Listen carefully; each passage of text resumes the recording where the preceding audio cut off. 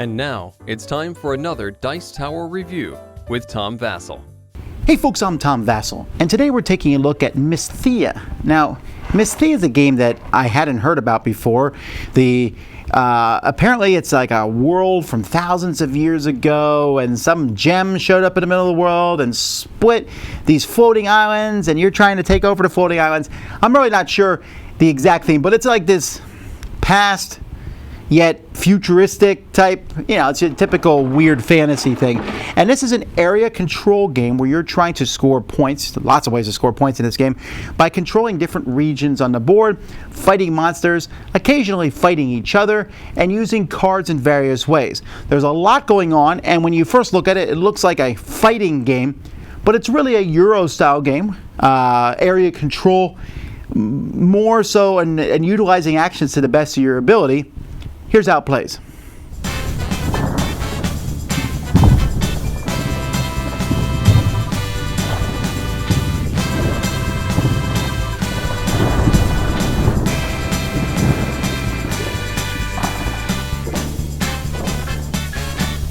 There's a lot going on in this game. Each player is going to have their own player board and their own group. You have these golems, you have little army figures, these are your regular army pieces, and you also have a hero which will start on the board.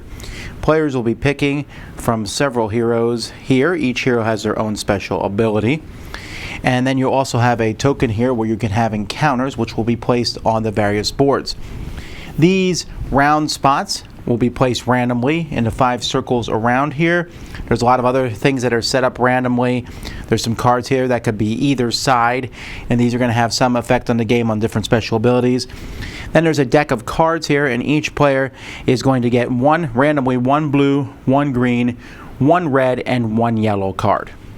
The game takes place over 3 eras, and in each era, this deck of cards here is going to have a monster card added to it. So this monster card will be added to it. This monster will go out on the main board on his particular area that he's supposed to be in. And then you're going to basically shuffle this deck here, like this, and place it here.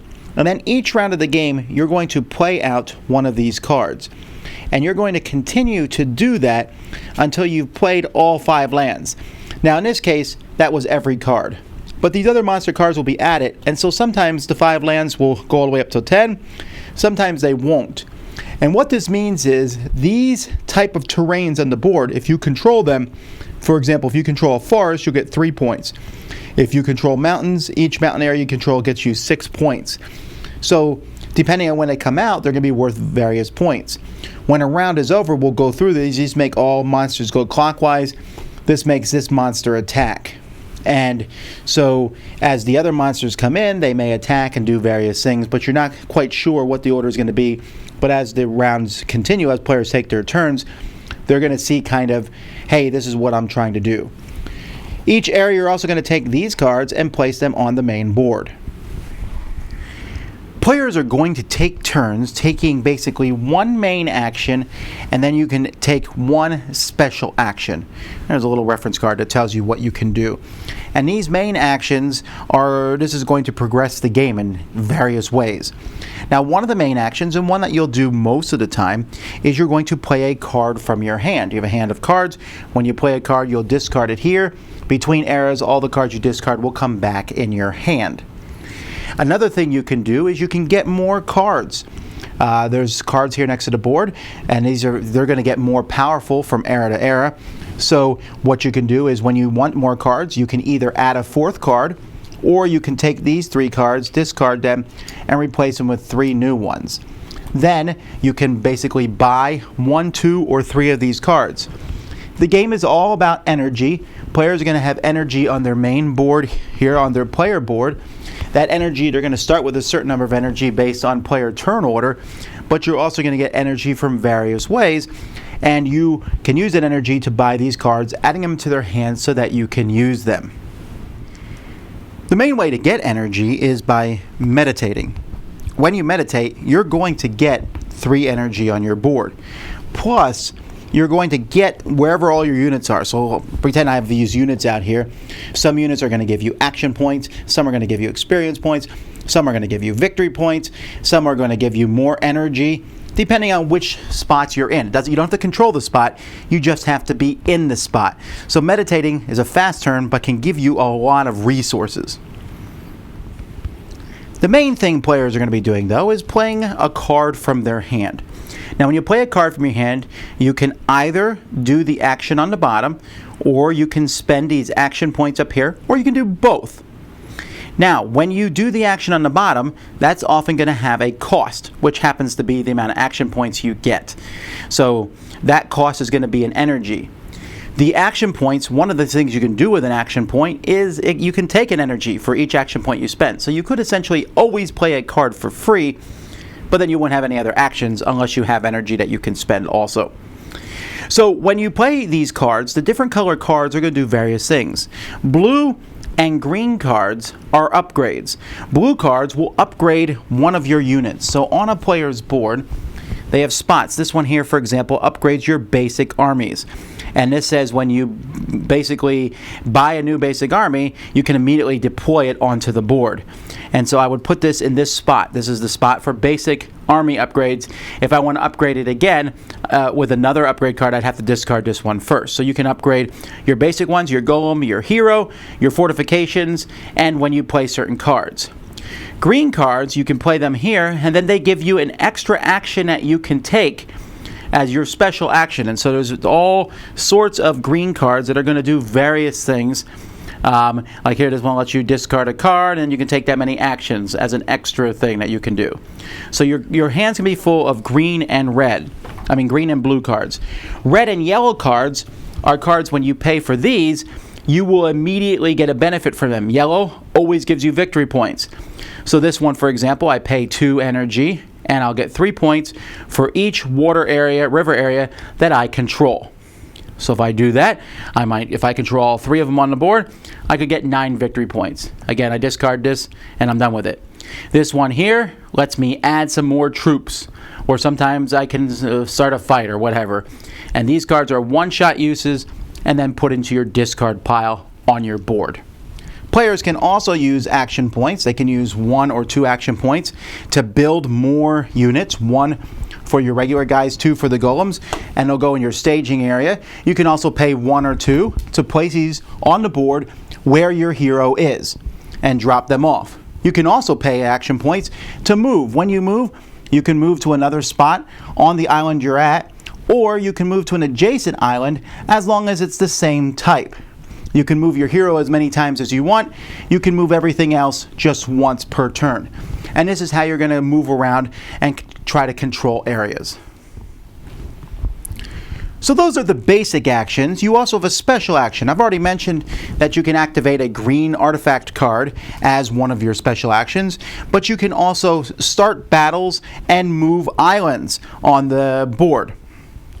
When starting a battle with somebody, you have to be able to flip your token here. So you're only going to be able to start a battle once per turn, although there are things that can unflip your token to do it again. So when you flip your token, you need to flip this to start a battle or move the island. When you start a battle here, you're going to be adding up the strength. The base strength of your armies is 1, your golems are 2, and your hero is 3. So right now this is 6 to 3, although there are cards that can change that. Each player then has the opportunity to discard a card from their hand secretly, and if they do that, they're going to get the bonus based on the color. So if you discard a red card, it's going to add strength to that battle. If you discard a yellow card, it's going to let you have whatever the number is in the card, you'll be able to move that many units away. If you discard a blue card, you just get points equal to the card plus 1 for each guy you have in the battle. And if you discard a green card, you get energy plus 1 energy for each person you have in the battle. The winner of the fight is going to eliminate opponent's units equal to the difference. Although enemy champion can never be eliminated, they just get wounded, which makes them a value of 1.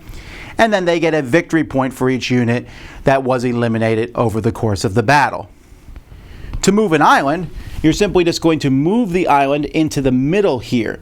When you do that, you'll look at the symbol of the island, and if that card is still available here, and if you haven't taken one of these cards yet, it's called an attunement, you can take it and get victory points for whatever the card is. Each side of the card's different, so from game to game, they're going to give different victory point amounts. Then whether you did that or not, you then can pick another island, put it in the spot that you abandon, and move this into that spot. So it's a way to kind of manipulate the islands and move them around the board. The last special action is facing an encounter. If you're on an island where your encounter token is, you can spend experience points, if you have any, on your board to take this top card here and have an adventure. Now, an adventure is going to give you a certain amount of points. This one gives you 8 points. You're then going to pick one of these two. This is like talking it out, or this is journey, get adventuring.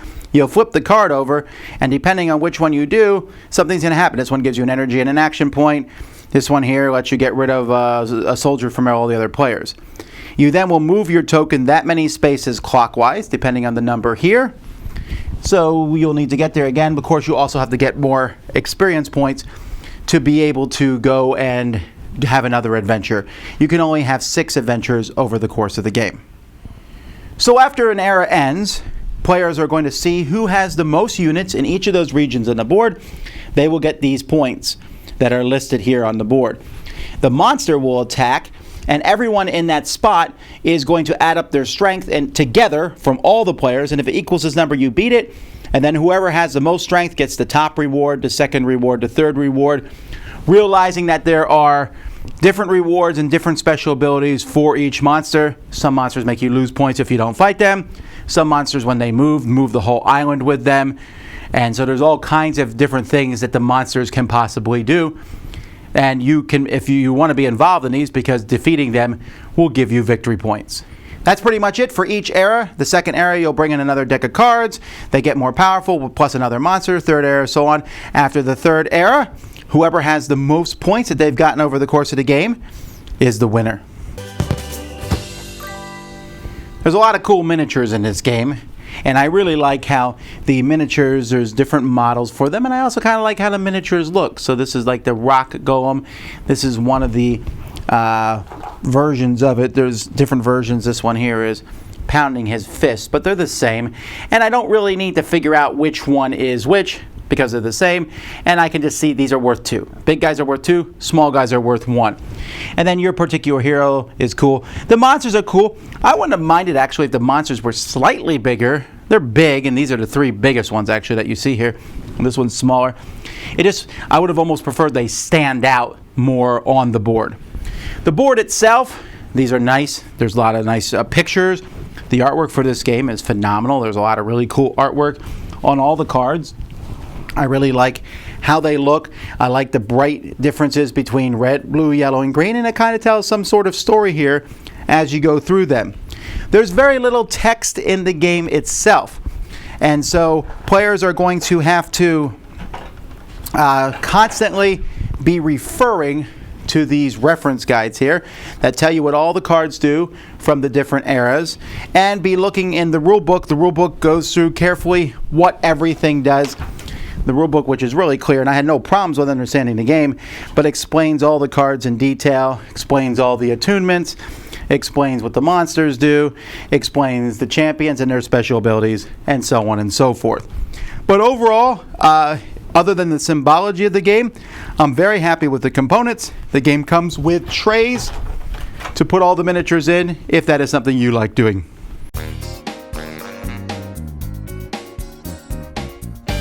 I'm about to say a lot of good things about this game. But before I get into that, I'm going to say a few things here that have knocked this down from being an excellent game to an approved game. One of those is the game does not scale as well as I like it to. It's a really good 3-player game. 2 players are also good, although you deal with that dummy 3rd-player type thing in it. 4, very long. 5, outrageously long. I would never play this with 5. With 4, I'd go in and saying, hey, we're probably playing a 2.5-hour, 3-hour game here. And that may not bother you, but it's a lengthy game. That's a minor complaint. The major complaint is the iconography. I get that in today's society, we're trying to make games that are global, that you can use anywhere in the world. The problem is that if I have to have a sheet like this to use, and I'm constantly looking at to see what all the cards do, you will not remember what all the iconography does. And even after I bought cards and used cards, I would have to look at this again and remember what they did the second round through. It just wasn't that intuitive. This is a big sheet. Where do you put it? On the floor? You put it on the table, it takes up a lot of area. This was a little bit cumbersome. And it wasn't enough because I had to say, okay, I need to look up what these encounter cards do. They have a small number on them, and it tells you here because they all have different iconography. And those attunements, we need to figure out what they do. And the monster cards, they don't even have anything on them. You have to look in the book to see what their special ability is. And this book, for me, already falling apart, and that's because I've gone through it so much. And while I don't think the game itself is complex, it makes sense, everything flows smoothly, and it's like, yes, that makes sense. Okay, cool, that's neat. I had to look in that book a lot. Iconography is not always your friend. And there's even iconography in the game, like the cards here, for example, that would show this on it, and it shows a little tree at the bottom. That means forests. And there are forest regions on the board. They don't have this symbol in them. Why? Why would there not be matching symbols? It just seems to make sense. And so that actually knocks the game down a bit for me. Now, that being said, I really like the game.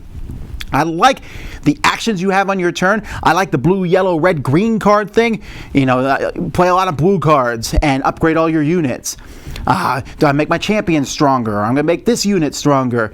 The green cards give me extra actions that I can take. That's really neat. Or red and yellow cards. I can go and just try to run my guy around the board and scatter as many people there.